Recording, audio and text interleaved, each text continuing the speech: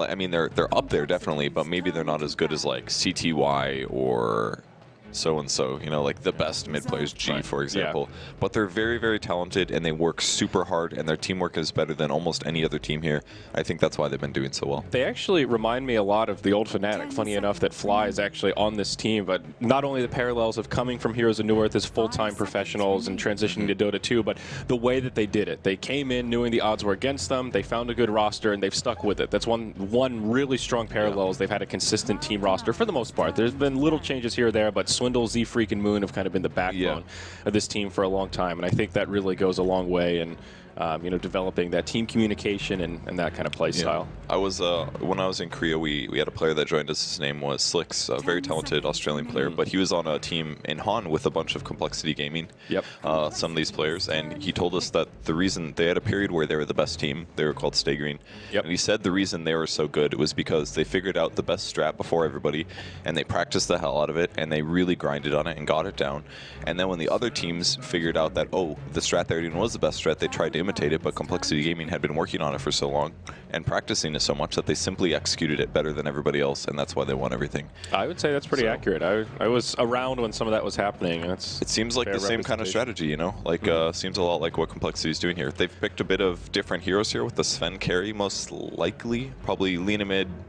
No, I guess it has to be Lina support, huh? Because I mean, Lina or Sven support. It's hard to say. More likely the Lina, I would say, though we haven't really seen her on the support role nearly as much. Yeah, occasionally it happens, but not huge amounts. Sven here, I feel, has to be a core because there was a support Sven earlier. I think it was against the Techies. It was against the Techies, yeah. Cloud9 actually played it, and the reason that was cool is because Sven can give his team up to 20 armor for a huge amount of time. 8 seconds. 8 seconds with a downtime of 14. Yeah. So that's a huge over amount of armor. 50% uptime. That'll be very good against Gyrocopter Flat Cannon, but that's pretty much it on Cloud9. Almost the rest of their damage is magical or a little bit. Especially the Spirit Breaker. You can't forget that Bash is actually magical damage as well as the Nether Strike. So I feel like it has to be a carry Sven. Yeah, agreed. And Lina pairs very nicely with Sven when she's in the support role because he can set up the stun, she can follow up with LSA, and it's just a nice combo there to burst people down and get some space. And they can get a lot of attacks in if they have Warcry. That not only does it give armor, but it also gives movement speed up to 12%, which is about a regular Yasha. So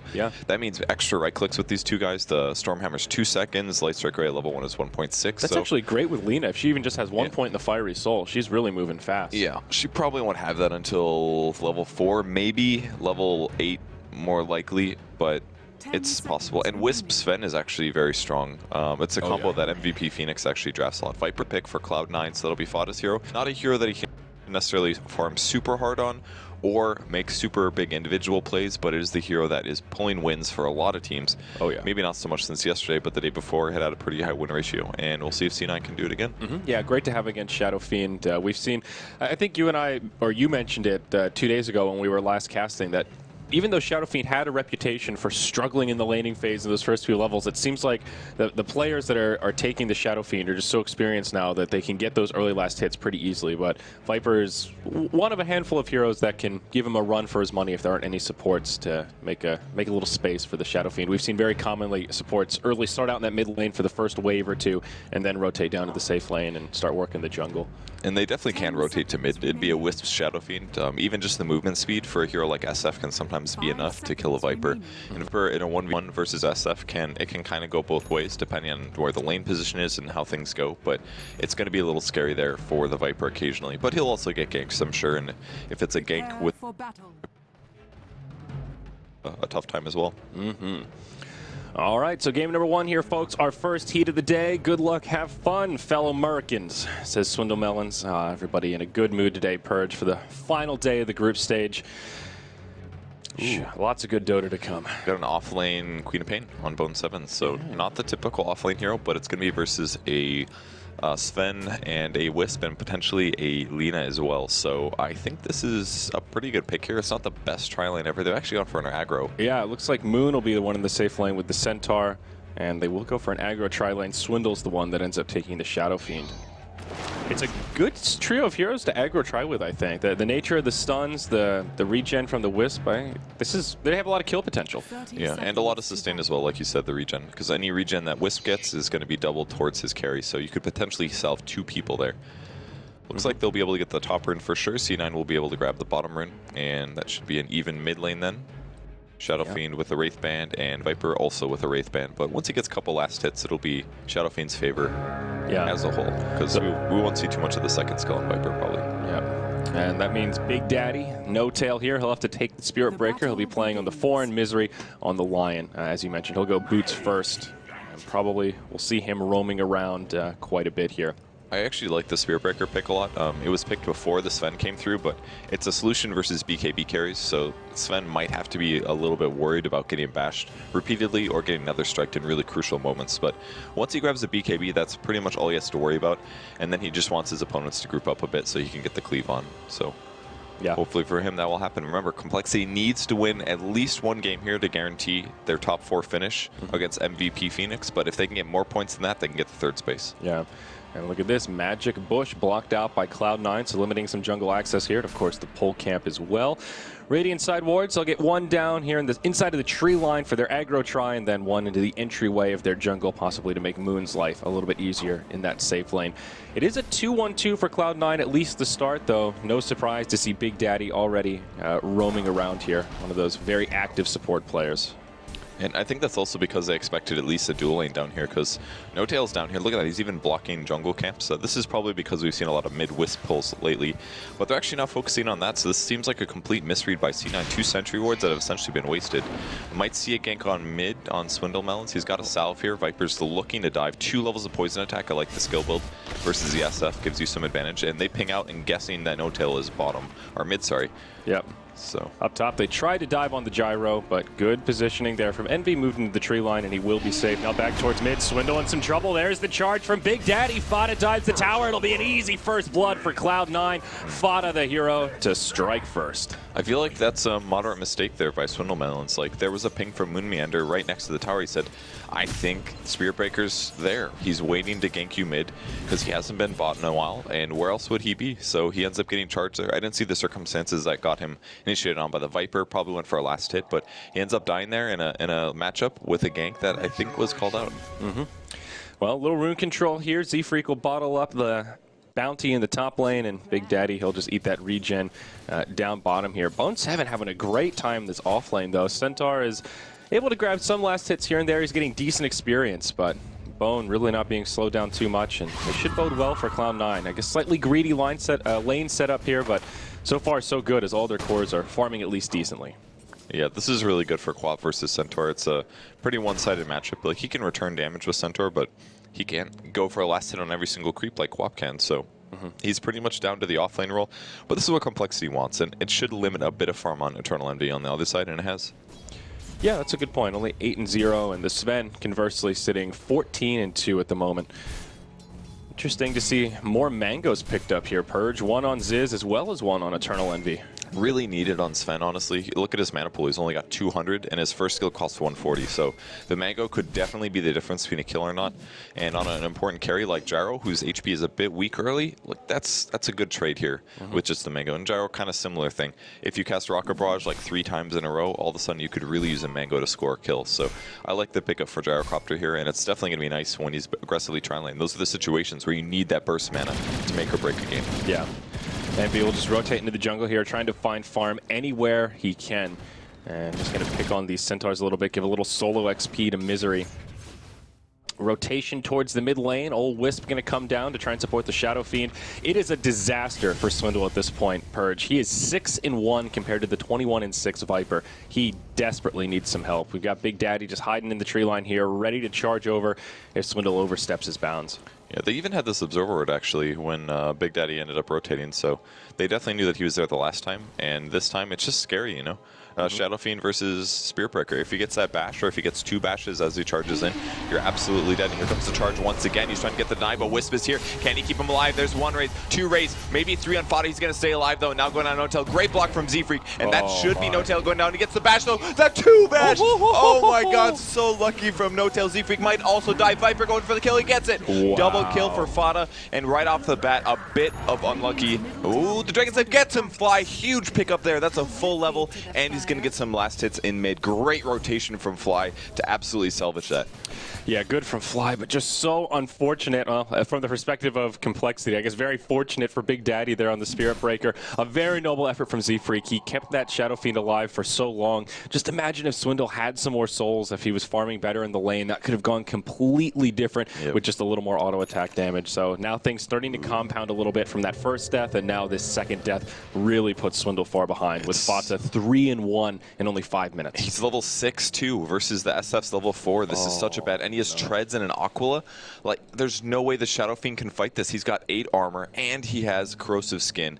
Shadow Fiend doesn't even have a level 3 This raise. could easily be another kill here. Just a Viper strike and a charge in. Okay, they will cancel it. They see that there's somebody lingering nearby. The Lena's still here, so they won't chance it, but any opportunity, Cloud9 are ready to continue picking on this Shadow Fiend. I mean, if it's a 1v1, just a Viper versus the SF, the Viper can easily kill him with his advantage here. Because the only thing that Swindle can threaten... Ooh, the charge comes through. Here we go. Viper strike will be held once more. They bait out the LSA. Now the Wisp rotates in, tethers up to Swindle, and C9 will be happy just to bait a reaction out of out of Complexity and make a little more space for Envy and Misery in that safe lane, as now Sven's left all alone. Yeah, no kidding. So many heroes mid going on. I feel like a sentry would be really helpful here, because a lot of the time Shadow Fiend's pretty far back. If you can prevent the initial charge, sometimes that'll be enough time to stay alive. He also pulls up a medium camp here, a nice little soul boost when he's got almost nothing, so that'll be pretty cool. But he really needs more raise levels, honestly. That's his main defense against the Viper. Charge again, on to Swindle Melons. Big Daddy on his way in, finds Z-Freak and will retreat, but nicely done. He's just doing that to mess with them, basically. He forces the Shadow Fiend to come back and think, oh, I got a Hex going on? Yeah. Oh, no death there. Oh, they might actually chase this.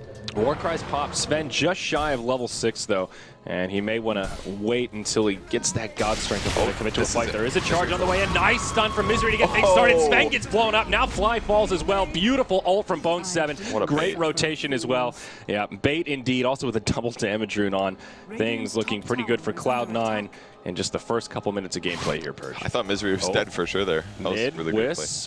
Well, getting dove, but I mean, Fata's showing his power here. That's a 2v1, and just look how weak Swindle and Z-Freak are against just the lone Viper. It's really hard to kill him when he has this HP advantage, and Wisp is almost all magic, and Shadow Fiend is very largely magic in this early game, so if he can't land the triple raise, it's very tough to get kills, and once he gets slowed, man, Viper just kind of does whatever he wants. So this is really showing the strength of Viper, in my opinion. But, you know, he's pretty moderately getting out last hit, but obviously he has been worried about the Spirit Breaker this whole time and didn't really have a support to cover him for a couple levels. So. Yeah, Shadow Fiend starting to recover a little bit, though. They did stack up this hard camp.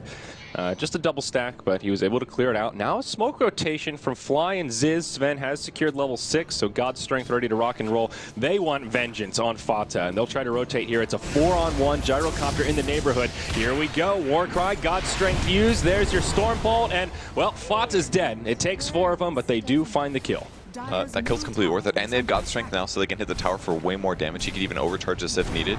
Only 1 point in Great Cleave, but bam, Dragon Slave and the creep wave's gone. They're gonna have to salve this up. The TPs are coming. That's gonna be Line actually running into it. Great stun, catches 2. No other stuns. Call Down's gonna catch a couple, but they will be able to heal back up, and Ziz should be just fine here. Decent defense, though. They pop their Glyph Tower only at half health. Pretty minor rotation for Cloud9, and it completely repels Complexity. Thought they may rotate onto Bone 7, and they looks like they could still head down that way. Maybe they'll just do the rotation and put Ziz in the safe lane now and let Moon move to the off lane. Sidar had a pretty good time, almost level 8, still pretty far off his Blink Dagger. But here we go. They bump into Bone 7. They hit him with the Stormbolt, but they don't have the damage to finish him off. Stampede is deployed, but does not achieve much. Yeah, that was really well played by Bone 7. He's like, there's a chance that they're rotating on me right now, so... Oh, here we go. Is it enough damage? The stun, you can blink dodge it now. You should not be able to do that, so slight change, and Sven's stun not going to hit. Close call for Bone 7, but he will make it out. Just really well done by him. He read that gank completely. He said they could definitely rotate from mid, go check the side jungle, and because he did that rather than sit in lane, it guaranteed that the double stun wasn't there and he doesn't get killed. So that was a great read from Bone 7. Now smoke rotation from Cloud9. TP in pops from the Quap. They saw it. And that's unfortunate. Right on the edge of it. Bone 7 will lose his as well, and it looks like Complexity will be able to dodge this gank. Right now, though, Cloud9 just soaking up the farm. You've got Fata free farming mid, pushing the tower, and Big Daddy getting some solo time in the top lane. Now finds level 6. Nether Strike at the ready as he TPs back to regen up. Fly does the bottle crow. Fly's pretty farmed. Arcane Boots here. They're looking to turn things around. They could initiate on Gyro. They don't have Centaur ult though. Here comes. There's the first stun. Call down. Second stun, double edge. Queued up though. It's going to connect on quite a few. Envy falls, but Misery stun. gets a stun on two as well as the finger. They make it a 1-for-1, and can they get some more? Charge onto Ziz, but Big Daddy's still pretty far away. Queen of Pain on her way to cut him off. She's got a Sonic Wave to boot. They're all rather healthy, but still a numbers advantage for Cloud9 if they all converge. Looks like the charge will be canceled, and everybody will just retreat after the 1-for-1. Completely worth it there. They killed Envy first. Centaur died afterwards, but they're going to be happy with that for sure. Limiting Gyro's farming quite big ways, actually. He's got 3 assists here, but his CS is far lower than it normally is. Looking for the stun on Fada. Throws the stun. Fly with the follow-up. They've got Light Strike away. Big wombo catching what a 3. Sonic Fada's wave. low. He goes down. Now chasing after Fly. Great ult from Centaur as well. They should be able to know the great ulti from Spirit Breaker, but Swindle Mountains is here. First race, second race, he still goes down. And a double kill for C9. Yeah, absolutely worth it for them this go around. They do lose their Viper, but getting 2 in exchange, pretty solid. And again, they've got Envy just farming away up here in their safe lane. Centaur still trying to get to that Blink Dagger. This is a great time to try and pick on him. He doesn't have a Stampede, still sitting on a lot of unreliable gold, and C9 are privy to it. They'll rotate down, and there is no way Moon's surviving this one. It's a 3-on-1. He'll get hexed up and finished off by Big Daddy No-Tail. Nice gank there from Cloud9. No-Tail's gotten so many levels here. I know it's 11 minutes and all, but for just more or less just a roaming hero, he's been a part in 5 kills. He's got the quick level 7. He's got the big stun duration. I like the Charge of Darkness max this game. It's so important against stun heroes and other heroes that are against a Wisp as well. You just don't want to chance them being able to move or cast their spells. The stun duration's huge. What's really impressive about his level 7 is that Misery's level 8. So yeah, actually, the Gyrocopter and the Spirit Breaker are the lowest level on the side of Cloud9. You look at Complexity, and Z-Freak isn't even level 6 yet on the Wisp at the very beginning of 5. Yeah, it's not that big of a deal, honestly. Obviously, it would increase their gank opportunities, but he's been doing pretty well. He's been a part of 5 kills. Never mind Misery here. First on, Misery, rare mistake here. Yes. Almost always reacts in time, but that one just a bit too late. If he would have landed that Earth Spike, he would have almost for sure lived. So, yep. But that was a hard reaction time, honestly. The fact that he didn't is like, wow, he is human. Cool. And it's hard with Warcry as well. It gives you that extra little movement speed that kind of plays with your normal reaction time in a scenario like that. So now Bone heads mid. Looks like he'll just go for Power Treads, Eul Scepter here on the Queen of Pain. Not too surprising. Nice reset tool to buy yourself a little bit of time and also set up for your team. I think fairly common on Quap, who is not in the mid or safe lane role. Yeah. It's a bit interesting watching Ziz play Sven because they've been doing it in such a gank way. A lot of Svens in the past will go for pretty early great cleave max, but he's all about Warcry and the stun damage on Stormhammer, which up top. Yeah, call down connects on Moon as well as Fly. Eternal Envy falls to Laguna Blade, but finger back the other way makes it a 1-for-1. Good exchange for Complexity so far, as now it's Cloud9 on the back foot. Stampede deployed by Moon Meander. Misery caught by the Stormbolt. He'll be locked into place and brought down. Complexity finding the advantage in this go-around. Man, they're properly punishing C9 there, and Eternal Envy getting completely solo killed by the support. Like, that can't happen for C9, because it's just going to turn Lina into a core. Oh, Moon uses the hope stop to try and make it out. Bone 7 has the ulti, does the mental math, and decides, nope, not worth that long cooldown here. Great news for Moon, though. He's the big breadwinner out of that fight. 1,600 gold now, getting very close to that Blink Dagger. And once he grabs that, the ganks that they've already been scraping by completely reasonably are going to be even more dangerous. And even heroes like Quap are going to actually really have to worry about whether or not they die. Because the stun setup is so there for Complexity, and they're making space for Shadow Fiend as well. He's the top CS now. Can you believe that? And that's the strength of the hero. You get wrecked in your lane, you go into the jungle, you get some last hits, and all of a sudden you catch up and farm. And that's incredible, actually. Not only did he not farm well in mid, but he was also shut down. He was killed multiple times, and here he's on his way to, well, I wanted to say decently timed him back. I guess all things considered, it'll be decently timed. Has the buckler, still a ways off completing the rest of it. Viper, does he have a recipe on the courier? Yep, he sure does. That's a completed mechanism. So he's like a good 1,500 gold ahead of Shadow Fiend in terms of his items. So a bit of advantage there. And they've got the mech now, so they need to take a fight. But now things get a little tough because Complexity, tracking their movements is harder because they've got relocate. So no matter where the Sven and the Wisp are, you always have to worry about them showing up somewhere else. It could just be a simple 2-man rotation from Complexity, and all of a sudden it turns into a 4-man rotation. So it's harder to track their movements at this point, and it's going to be up to them to initiate instead, and that's what they're going to try here. Eul Scepter now up on the Queen of Pain, and Eternal Envy still not too much in his inventory. Just sitting on Power Treads, Aquila Wand. Ooh, they spot the retreat with the Observer Ward, so it seems clear that they got spotted. I like the wards from C9 here. Very, very deep. They'll see where Shadow Fiend is, if he's farming, all that good stuff. Yeah, things slowing down a little bit here. A little surprised to see Cloud9 not just 5-manning around this mech while they have the advantage, knowing the Shadow Fiend's a little bit behind. I guess they don't really need it to push this bottom tier 1 tower. As you mentioned, they saw the retreat, so they'll feel pretty comfortable. And well, they really do have a lot of deep wards down, even on the plateau here, if you look at all the dire vision. Took them 2 centuries, but they did find the Observer Ward from Complexity. It was a bit of an older one, so not a huge loss. And Complexity is able to take a tier 1 top, which is very good for them. Shadow Fiend is almost at his mech now. We do see a charge, though. Charge coming on to Wisp. There he is, Z-Freak in the jungle, and there's going to be some follow-up from Bone7. Yep, Wisp just evaporates. Yeah, and that Observer Ward completely paying off there. If it's on anybody else first, Wisp can heal and try to keep them alive, but it's on Wisp. If it's on Wisp first, then the burst damage is there and there's no way he can survive. So very tough at this stage to survive the initiation from them. They might initiate. Oh, another double damage here on Bone7. He's been pretty lucky with those, but they jump right onto Fata. Can they actually save him? Oh, the mech still goes off. They burn everything to bring down Fata. They get the kill, but do they have the resources left to continue this fight? In comes Big Daddy charging from down below. Bone7 trying to do what damage he can. Swindle will pump fake the ulti. But in the end, Complexity will retreat and reset things a little bit here. They'll mech up as now Z-Freak joins the party. They want to keep this siege going and at the very least secure a tier 1 tower. They know that they're all in the trees. The Observer Ward spotted them rotate over. War cries up, call down. Call down comes in. Swindlemelon's getting aggressive here. Moon bleeds forward, goes in onto Misery. They'll hit him with the double edge, and the Requiem finishes him off. They'll try to focus Z-Freak, but they just don't have the damage. They turn on Envy. Now Big Daddy as well. It's a bloodbath with Complexity coming out big, a 1 for 4 as they secure the tier 1 tower to boot. Queen Pain was able to clean up on the other side, but it's unlikely that Centaur will be able to catch him, but they're super happy with that fight. Getting so many kills. They got the tower afterwards. They lost the Wisp again, but it's not that big of a deal. He doesn't have boots yet, but he can get by with that. He's already got Wand, Urn, and the Bottle, the 3 items that he needs to regen himself and to regen his cores as well. So absolutely great trade for Complexity there, and they are totally in this game and playing better than C9 in my opinion. Yeah. It seems like it so far. Just the recovery from Swindle that we've already mentioned a couple times just speaks to how Complexity has handled themselves under the pressure and now turned things around. Look at Eternal Envy's net worth right now. He's the lowest of the cores and actually behind the Radiant support in that of the Lina, played by Fly. He is so broke at the moment, very atypical of where you would expect Envy's Gyrocopter to be 16 minutes in. Still just power treads Aquila. But that was the aggressive trialing, and Complexity has enough burst damage and enough stuns that if he does get out of position, he just simply dies. And it's a bit different than a lot of the other drafts we've been seeing, because we've been seeing dazzles and so many dazzles, and the team fights are always like keep one person alive. And Wisp does accomplish that, but he's also very offensive and a lot more offensive than Dazzle is. So it's kind of an interesting way to play Complexity, turning things back onto the old meta a little. It's like, oh yeah, Wisp is still good. Maybe we should draft that. Yeah. And they're making it work. And picking it up early, no less. This wasn't one of those 4th pick, 5th pick Wisps where Cloud9 didn't have a chance to react.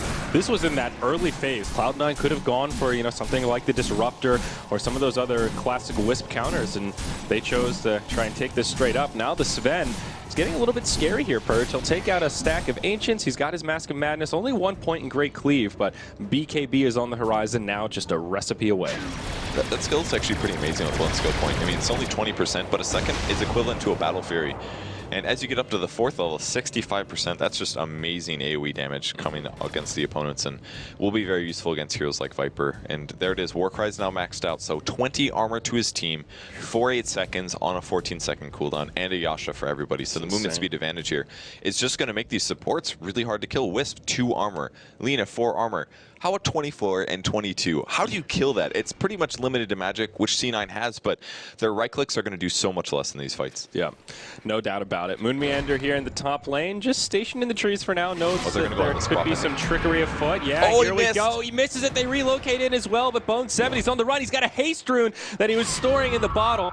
Looks like Complexity might not have double-checked what was in that inventory before committing to that one. I mean, it looked like such a reliable gank there for Complexity. The Moon was waiting in the trees. He said, all right, anybody comes top, I blink stun. Fight going on mid. Oh, here we go. Bone7 goes in, but it's Swindlemelons that gets initiated on. What a terrible time for a DC. Oh, no. Looks like Z-Freak's having some PC issues. That is really unfortunate. So the stun was Yule's dodged by Queen of Pain, but that actually might be a big hurt there. That's 175 mana to dodge that stun, and he's only got 336 right now. Yeah, he can't ult unless he eats his stick charges. He's going to have maximum 1 ult. He'll get 140 mana from bottle, and maybe, we'll assume, a full stick. So he's going to get about 300 more. This could hurt him, at least in the burst opportunity. Big Daddy No-Tail just got stunned by Light Strike Array. Swindlemelons has taken some damage, but the rest of Cloud9 is pretty far away. The main damage dealer is Fada, and he's the Viper by the jungle. So I feel like this isn't very good position for C9. No, Envy's not even there. It's a 5v4. Envy's back at the base without the gold for a TP. Where's the other heroes? I feel like I'm missing. Oh, Misery's over here. He doesn't have a blink yet either, so I feel like Big Daddy No-Tail's just going to get blown up instantly here. Maybe even Light Strike Arrayed by Fly, and since Quap's mana is limited, I know Complexity aren't able to check this. They were the ones that paused the game, so they aren't able to click on enemy heroes like we can see, but C9 has the advantage of being able to do that to their opponents, and I feel like they're just immediately going to run as soon as they really look at things and say, all of their heroes are here. There's no way Swindlemelons is going to die in this first bit of time, because Wisp is going to save him, and we need to turn tail and run, because like you said, Envy won't get here in time, and Viper's already out of position. Yeah, I think you're exactly right. You cut your losses, let Big Daddy die. Misery about faces and turns the other way. So does Fata. They still have the mech available, and they hope that Z-Freak will be able to blink as he comes back down from the Yules. Looks like the blink will come up about half a second, maybe a full second after the Yules expires. So he'll have a short window to try and make it out if he doesn't get stunned. Really unfortunate crash though. Very few PC issues at the LAN as a whole. Up in here. That's a pretty cool. Well, it's also, I think that's the Stormbolt that's making all those little extra frillies around her. So it's kind of this cool. She's in Yules, but she also has this aura of what have you around her. It was a great dodge, and he had to do it because there's so many stuns that it's scary. But looking at it now, it was maybe a little unnecessary and cost him probably too much mana.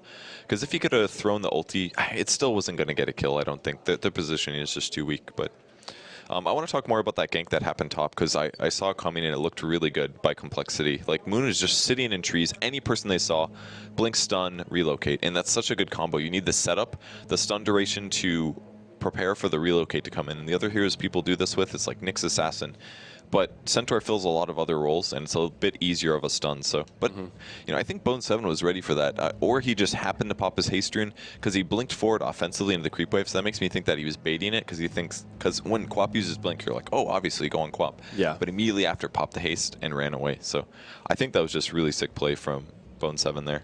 It seemed like it. At least it was on his mind that could be coming his way.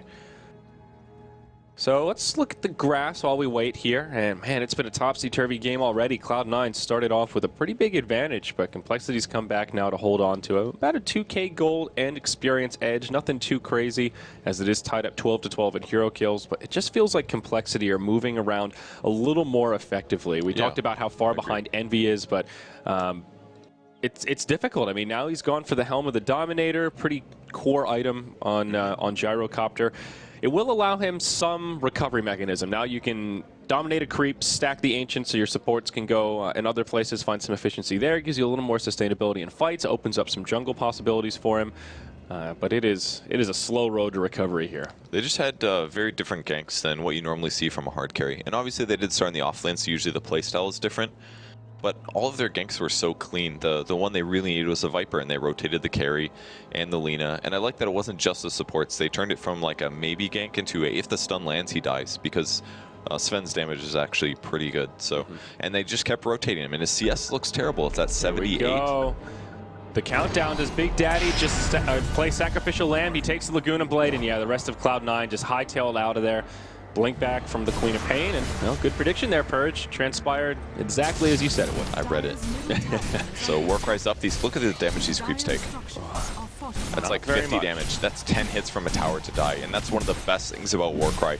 Makes it so easy to push. C9 has pretty good counter push by using Scream, maybe Impale, and Gyro Flak or something, but the Flak again doing less. Like, it gives them so many good chances to just go high ground. Like, he Warcried this creep wave, and it's going to take forever to die.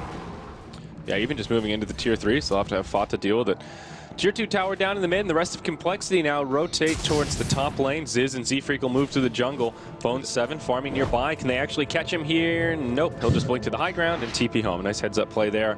Misery did buy the blink dagger. He'll TP home as well. Okay, that's really what C9 needs to score their kills now, because they were lacking that before. They didn't have quite the same mobility that Complexity did, and they didn't have nearly as many stuns, so it was always forced to be someone like Lion doing the rotations. And without blink, Lion is actually a bit scary, because if you run into too many heroes, you're probably dead if you don't stun them, like we saw. Yeah. Some more ward coverage here for the Dire side. Still continuing with their aggressive wards, and now actually putting a defensive ward down as well, which did come in handy as Complexity were rotating through their jungle. Let's take a look at Complexity vision now. They've got some deep wards themselves, very centered around this mid lane, looking at the Dire secret shop, the low ground near their ancients, and also the mid here. So pretty good intel for the movements they've been making, and pairing well with this aggressive style they've had. They do know that some of Complexity is in their jungle. They smoked in the enemy jungle to gank their jungle, but it doesn't look like they're going to find anybody. Complexity is kind of rotated away from it. Yeah, this is a great ward right here. They can see whenever Envy or Fata most likely to be farming this big camp. Usually a spot where you feel pretty safe deep in your own jungle, but relocates are always a possibility if somebody gets a little bit low. And that's the threat that Complexity has. C9 has to worry about constantly solo farming a lane, because if the Centaur is in the area, anybody can get solo killed, with the exception of maybe, well, not solo killed, but it would be a stomp into relocate kill. Viper is maybe a little survivable against it, but you got to get your timing. You have to pop your BKB or dodge that stun, and that's difficult. All right, invisibility room picked up by Misery. He's just a couple of creep kills away from level 11. Big pickup for Lion. Mostly for that cooldown reduction on Figure. It goes from 160 to 100 seconds, but there's been an equally big pickup here for Complexity. That's the BKB on Sven. This next series of fights will be very difficult for Cloud9 to deal with that long duration bout of magic immunity. Misery scouting things out here, maybe thinking about a go onto Swindle Melons. It's getting pinged out. He would need someone else to come. Envy's pretty nearby here in the lane. They could actually try to set this up. They don't have vision on the rest of the Radiant squad, though, so it is very risky. Like, they could try it, but there's always going to be a relocate if there's only two. They go on it. There's the Hex. Stun as well, and there's the relocate instantly. Swindlemon's going to get his mech off. He's still alive, able to get out, and Internal Envy's going to die. Oh, it's a bloody disaster. Big Daddy comes in. He wants Swindle Melons. The LSA is there. It's a 3-0. They give him the Laguna for good measure. Swindle survives the assault. No. How does this guy reliably stun No Tail every single time? Man, like... Well, they are ex-teammates after all. Maybe he just knows the way No Tail likes to play. Got his number. Yeah. Bone7's pressuring the tower. Oh, gets stunned. Will he have the stun? He does throw the stun. Bone7 right click, double edge, and that's another kill. Great setup here, and that's an unstoppable streak going to Fly. This support Lina now starting to transition into a bit of a core. Fly is so good, man. And this is how you have to play Lina support. You have to get those slightly, I'll say greedy, but it basically is you have to use your hero to get those solo kills on the important heroes and transition to a core. You can't do the style where you go something like Medallion, Solar Crest. If you do that, your Lina is not that amazing, but if you get this fast Yules and this Arcane Boots, he's basically set on mana regen for the entire game, and he can just farm jungle creeps in an aggressive area and potentially set up ganks. And if he picks up an eggs at some point, man, C9 has got to deal with like 4 cores then. Yeah, I mean, already they've been dealing with this Spirit Breaker so well from just the skill shot of Light Strike Array. Now you've got a Yules to stop him from charging and give Fly a super easy setup. So this makes the life of Cloud9 just more difficult in general. You've also got a counter initiation tool for someone like Misery. If he doesn't blink in and hex the Lina, there's always a chance that he could get Yules before he can get off his full rotation. Swindle with a completed SNY and another 1,400 gold to boot. Moon Meander closing in on a 4-stack as they take out the last remaining Tier 1 tower here for Cloud9. And their survivability is still so good on Complexity. How many double damage runes have there been this game? There's been at least 2 on Bone7. I've seen at least 2 or 3 on Complexity. Yeah, there have been quite a few. I agree with that. It's a really good rune here to get for Shadow Fiend, because that's a Tier 2 tower that's going to fall, because Complexity knows that they're not going to challenge them at this point. Yeah. Especially with still this fresh 10-second BKB on the Sven that hasn't even been utilized yet. He might find Moon Meander here. They didn't see each other. It's nighttime. Vision's a bit low. Setting up for the top Tier 2 defense. Fly's mana's also a bit low. 600 mana for him. He could solo kill Eternal Envy, I think, if he finds him. This is pretty risky for They don't see him. Here. The ward's on high ground. Yeah. He's going to see him now. They see Ancients are dying. Fly's going to collapse on that, I think. Got the daytime vision. He's going to go for the... Oh, he's dead. There's the Yules. Oh, well, it was definitely a risky play, and now it will end with Envy in the grave. Unfortunate for him. I guess they're far enough behind that you can warrant taking some risk at this point, but he didn't buy out either, so any gold that he got there, he did prevent Sven from getting it, but he's not going to be there to carry his team in the late game because of deaths like this. Like, it's a Viper. Viper, if your team isn't stomping or in a moderate place, like, you need some bigger carry potential than just a Viper in the late game. Fada doesn't actually farm very fast, so Gyro needs a snowball, and that just seemed like an Envy didn't know what to do thing or something. Like, he stole the Ancients, but it's in such a greedy place. Like, his team was kind of close by, but they weren't even close. Yeah, not close enough to react to something like that once he gets caught by the Yules. Roshan will go down to Complexity. Nice easy kill there. It'll be Swindle that picks up the Aegis, and Z-Freak, man, this Wisp is rolling in the money. No boots, but he's got a Glimmer Cape already. Yeah, really good item to have against C9. Anybody that line initiates on, bam, Glimmer goes on him, guaranteed. Maybe even a Viper Strike. They just have so many good ways to reduce the damage, and if C9 can't get that first kill, there's no way they get it. And there's not even a Dazzle, and now this IO scale is so much better and so much more. Fly gonna find himself in a world of trouble here, but nice Stampede from Moonman to counter initiate. He'll get Yules, but Lion gets zapped down by the LSA. Big Daddy says, I'm out of here. He TP's home, and it ends as a 1-0 in favor of Complexity. Another failed gank for Cloud9. Fly almost has Aghanims. Yep, well, with that one, yeah, now 500 gold away. That's insane. He is actually a core now. He's out farming Moon, who's become the 4. I've seen very many core Linas that have Ags and Yules at 25 minutes, 26 minutes, and he is almost there. And once he gets that, man, Viper's only got 1,500 HP. Fly's going to do, what, 675 pure with his ultimate now, and then as he ticks over to level 16, 950. Like, their cores are in such a bad place. Look at Swindle Mountains. He doesn't care. He knows they have a huge advantage. He's behind the tier 2 tower, and they're just taking their outer towers, and they are preparing to just go high ground, and I think this is the push. Yeah, Swindle going for a smart build here. Orb of Venom picked up the sign of a Scotty inbound. He's got 3,600 gold, and we'll have the big boy completed before too long. Give him that nice mix of survivability and utility in these team fights with that passive slow. Ziz also going for some armor here, probably an Assault Kuros to come out, but just the plate mail for now. Sven, very, very tanky, and I just don't see Cloud9 killing this guy easily unless they unload all of their ultimates on him. Maybe if he gets hit by the Sonic Wave, the Finger, and the Nether Strike, they can bring him down, but they could, yeah. It would take a lot of magic nukes, and they'd have to chain stun him the whole time, because either casting Warcry or BKB is going to put him in a bad spot. So. Moon getting position set up on the bot tier 2. Big Daddy No Tail not getting spotted because Flies wasn't quite on the high ground, and he's going to TP out as well, so smart to do that. Once you go that far to squeak in, it's kind of difficult. Envy is in such an aggressive position right now. He's got this Dire Wolf or Alpha Wolf with him to kind of scout things out a little bit, as well as a TP scroll. I think he's just really scared. He knows that the opponents can kill him very easily. There is a Wisp, so he has to farm where he knows there probably aren't Observer Wards, and that's right next to the enemy team's base. So it may seem like a crazy thing here, but this is probably also the reasoning that he was going for the Ancients. And they do also counter that ward that was just placed on the plateau, so opening up a little bit more space for Envy. It's working out so far, and he will TP out as soon as he sees some enemies inbound left to feed over his Alpha Wolf. A worthy feed there to make sure he makes it back to safety. All right. So at this point, Complexity is getting very close to more major items. I think they're just going to spend some time farming because they know that in the late game they have a really big advantage with C9, against C9 that is. Shadow Fiend's going to have his next tanky item. That'll give twice as much HP as it would normally because he has an Aegis, so that's even more damage that C9 has to expend to kill him. And Sven actually very close to the Assault Kuros, now just a Hyperstone away with 1,000 gold in the bank. Already has the recipe picked up on the courier, so perhaps they'll just let this Aegis expire, pick up the AC, and then look to take a team fight and possibly break the high ground. And maybe even before that, they smoke up behind the Shadow Fiend. They'll try to bait with Swindle. He's got about a minute and a half left on the Aegis, so it'll be expiring right as this game rolls over to the 30-minute mark. And Complexity will try to make use of it if they can. And there's the Warcry, so 20 extra armor for Shadow Fiend in case he was hard to kill before. Such good synergy with that because so many SFs just build HP, and then you just get this free armor from Sven. And Sven is also still a very scary card, almost an ulti from No Tail. He's just trying to bait out some spells. No BKB on Shadow Fiend, obviously. There's the first stun. All right. Complexity happy to have Swindle take a little bit of this damage to get things started. At the very least, he'll have a regen rune coming up here in about 60 seconds. There's the glyph from Cloud9. Was used as well. Complexity will get a free tower out of it.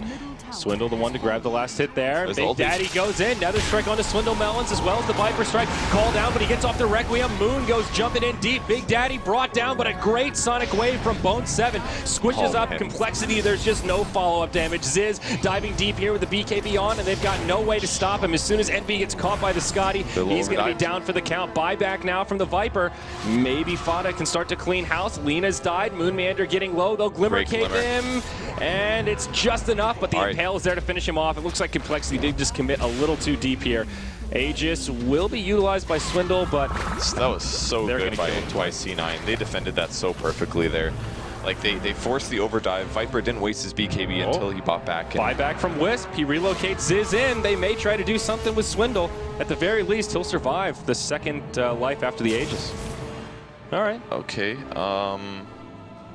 Guess that was all right. Yeah, I think that was okay for Complexity. Not good, though. I don't think.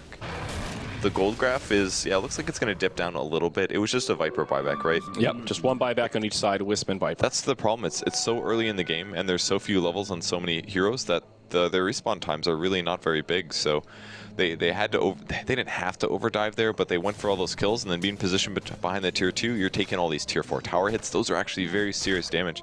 They do more per hit probably than an average carry does at this point, because Gyro doesn't have that much farm. Like, if you go that far, your HP is going to get low, and you can't heal everybody, especially because they used the mech a little poorly. It was like as they were initiating, and he was missing like 300 HP. I think that was a big mistake, and maybe the only mistake Complexity made in that dive. Yeah, a little overzealous, but frankly, they're far enough ahead that they can afford to make those hyper-aggressive plays, as long as they don't do too many more. Ziz in particular, BKB, oh, they'll get a kill on Spirit Breaker up top. The BKB bought him a lot of time, but unfortunately, it doesn't mitigate much damage for those tier 4s like you were talking about, so he did end up going down pretty quickly. He did now complete the Assault Cross. Misery in the mid lane gets initiated on. Moon sets it up with the Stampede, an easy follow-up for Fly. Laguna Blade still ready to rock and roll. Now a Blink Dagger secured for Miz Inverse. And this is a great time to just go for the racks, because there's 2 dead heroes. It's only a line and a Spirit Breaker, but you know, it's better than nothing. So they push out the top lane. A little bit of backdoor creep cutting from Bone 7 will stop the top wave and hopefully prevent backdoor at some point. But Swindle Melons is just hitting the racks right now, and really no threat to him. No glyph here. There is a buyback available on the line. He also has Finger, so maybe forced into using it.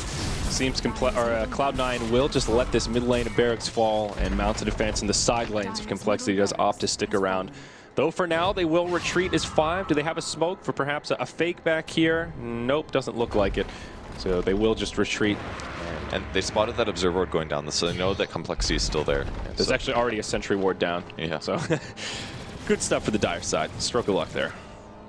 At the same thing, it'll give Complexity some vision on where C9 is positioned, so they know they've got plenty of time to sit back and farm if needed. Let's see what they're doing items next. Sven has his AC, probably Daedalus next, maybe a Heart. I think a Heart would be okay here, just because if you're going for a all-in end the game, not that they're not committed in the late game as well, but it's just good to build HP basically, because it lowers your chance of dying. And then the Wisp may not need to spend his heals on the Sven instead if he goes for a Heart rather than a damage item. And then he can use that to keep Shadow Fiend alive or some other hero instead. So he goes Blink. Okay, I really like that too.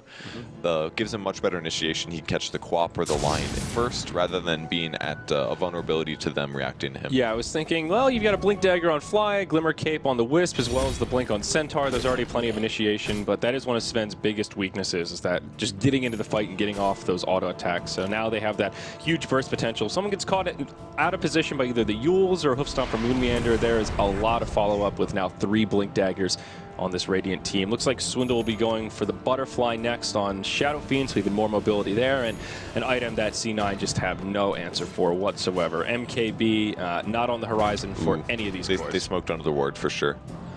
The Observer Ward completely caught them. That's why this ward was so good, because they still had a tier 1 mid up, and nobody usually wards that deep that early. They'll usually put it a little bit closer to the tier 1. Yeah. Can they catch somebody top? Bone 7 has a TP. He's going to get spotted. They see him. Oh, they do catch him. Stormbolt started. Ziz actually uses his BKB here. Unnecessary as Fly just chunks him with the Laguna Blade, but a kill's a kill. That is your 9-second BKB. It'll be on cooldown for over a minute now. Might have been a mistake there. Maybe he meant to press Mask of Madness instead, because when you play Sven and you initiate, you stun, and then you have to press Warcry, God's Strength, Mask of Madness, and sometimes you just spam all those buttons when you get him down to memory, and he might have pressed the BKB accidentally. And honestly, it's definitely a mistake there, but you never really know if the full team is there, and if he initiates and then he gets turned around and initiated on by a line, he can't react to that. So it's just a safe play, honestly. Yeah. And it's not something we really should criticize at all, because it guarantees the Quap is dead, and they're ahead, so any further kills they get are just more advantage for them. Yeah, and now a small stroke of luck for Complexity. It's a very quick Roche respawn. They walk right into the pit, and with the Queen of Pain dead, C9 not in a position to contest. Even if the Quap was up, probably not something they could contest too easily, but it will be another Aegis of the Immortal going the way of Swindlemelons. So very good for him. He's almost got his butterfly finish, and at that point, there is almost no way that C9 can kill him, because even Viper's basic attacks are going to be missing. His armor's going to be really high. Lower chance that Spirit Breaker can even hit him, let alone get the bashes after those confirmed hits. So Swindlemelons is in a great position, completely caught up this game, and Complexity has been playing this game pretty much perfectly, in my opinion. So much armor for Complexity. They now have a Vlad's on the Wisp, you've got the AC on the Sven, and then Warcry, which we've mentioned a couple times. But all of that stacked up, this gyro just does nothing. I mean, even the Viper as well, outside of Viper Strike and his poison attack, those right clicks are really not hurting too much. I feel like if he got a Divine Rapier, it wouldn't even look like he does good damage. Yeah. Like that's the position they're at. 30 damage, or 300 damage, or 320 damage is going to be reduced to like 100. That's all it's going to do. And when these heroes have 1500 HP on their supports, like, how do you stop that? It's so tough. Yeah. They're in a really bad position, and they have to go for the kills. And Viper got so much advantage in the mid lane, but if he gets behind, the hero just can't catch up nearly as fast. Yeah, they've really itemized effectively here. Now Sven moving into that data list, as you were talking about. Crystallis will come out first, actually has enough gold to get it completed, and it'll be the replacement of the magic wand. Goodbye, wand. So plenty of progression still to be had here for Complexity. Even Moonmeander, he's working on a BKB and has it completed. Mithril Hammer and the recipe coming out on the courier. Looking at the side of Cloud9, they've got a few BKBs of their own. Both Fada and Envy have picked up Magic Immunity. Envy still sitting on his 10-second BKB. Sure, it'll help him survive, but the bigger problem is damage. How are they killing these heroes on the side of Complexity? And I guess the answer is, well, they need the help of these towers. That's how it happened last time, and this will be a difficult hold for Cloud9. There is 52 armor on Shadow Fiend when Warcry is used. That is incredible. And the Vlad's isn't even there. Another 5, and some really much needed lifesteal as well in Swindlemelons. So tons of armor, lifesteal. They've got everything going for them. The only thing they're missing maybe is a medallion. 76% physical damage reduction. That is just insane. Big Daddy goes in, he uses another strike, and it just tickles. Now Ziz pops in, BKB on. Fata just gets blown up indeed. He mechs, but it's just not enough. Lion goes down to boot. It's a quick 2-0, as now the buyback from the Viper is used. It's looking like it won't make much of a difference, though, as the structures are getting cleaned up. Envy walks in, tries to walk up, but the BKB just isn't enough. Cloud9 forced to tap out, and not a moment too soon. 30-15. Complexity roll over Cloud9. What a gold advantage there. 70k versus 45. They had, you could see it in that last fight. Gyro pops BKB, he walks in. SF starts attacking him, he's like, all right, I'm dead. And he just keeps running, doesn't make it at all, because he was doing a good 1/5 of his HP. They had the BKBs, they had obscene armor. What a cool draft from Complexity, and they played it perfectly. Lots of rotations. Fly got farmed.